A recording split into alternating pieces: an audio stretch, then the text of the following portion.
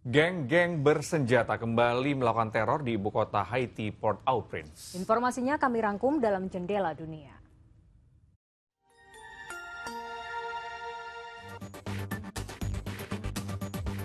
Perang antara Rusia dengan Ukraina hari Selasa kemarin tepat terjadi selama 1000 hari. Dan kedua belah pihak, khususnya Rusia, masih terus melakukan serangan. Rusia mengklaim bahwa pasukan mereka berhasil menghancurkan sejumlah infrastruktur energi dan fasilitas militer milik Ukraina. Belakangan ini memang serangan Rusia mengakibatkan kehancuran di sejumlah wilayah seperti di Odessa, Kharkiv, dan Lviv. Sementara Ukraina juga terus memberikan perlawanan secara sporadis. Angin segar sempat didapat Ukraina ketika Amerika Serikat mengizinkan Ukraina untuk menggunakan senjata jarak jauh yang dipasok Amerika Serikat. Namun belum jelas apakah ada batasan penggunaan sistem rudal udara taktis Angkatan Darat atau ATACMS seperti yang diterapkan pada sistem rudal udara Amerika Serikat lainnya. Entah sampai kapan kedua negara ini akan terus berperang. Duta Besar Ukraina untuk PBB, Sergei Kislitsyia di New York, Amerika Serikat menyatakan bahwa pihaknya menginginkan perdamaian dalam kerangka hukum internasional. Mereka kini menunggu Rusia untuk duduk bersama membahas perdamaian. Desakan perdamaian juga perlu dilayangkan kepada Zionis Israel yang hingga kini masih terus menyerang Palestina dan juga Lebanon.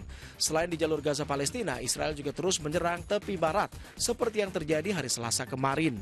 Militer Israel merilis video pertempuran mereka dengan kelompok Hamas di wilayah Jenin. Dalam serangan ini dilaporkan 3 anggota Hamas tewas.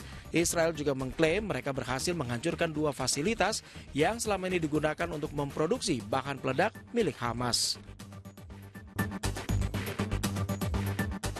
Di hari yang sama, Perdana Menteri Israel Benjamin Netanyahu bersama dengan Menteri Pertahanan Israel yang baru, Israel Katz, mengunjungi jalur Gaza. Dalam lokasi yang dirahasiakan ini, Netanyahu mengumumkan kepada warga Palestina untuk memberikan imbalan guna membantu membebaskan sandera yang masih tersisa. Siapapun yang berhasil membawa sandera dengan selamat akan diberi hadiah 5 juta dolar Amerika Serikat atau setara dengan 79 miliar rupiah per satu sandera. Hingga saat ini, pihak Hamas masih menahan 100 orang warga Israel dan sepertiga dari mereka diyakini telah tewas. Sementara itu Presiden Turki Recep Tayyip Erdogan hari Selasa di Rio de Janeiro, Brasil mengecam tindakan Israel.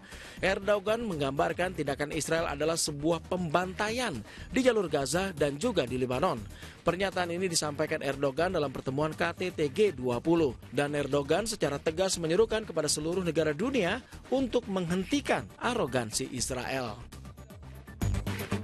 Geng-geng bersenjata kembali melakukan teror di ibu kota Haiti, Port-au-Prince, Selasa pagi waktu setempat.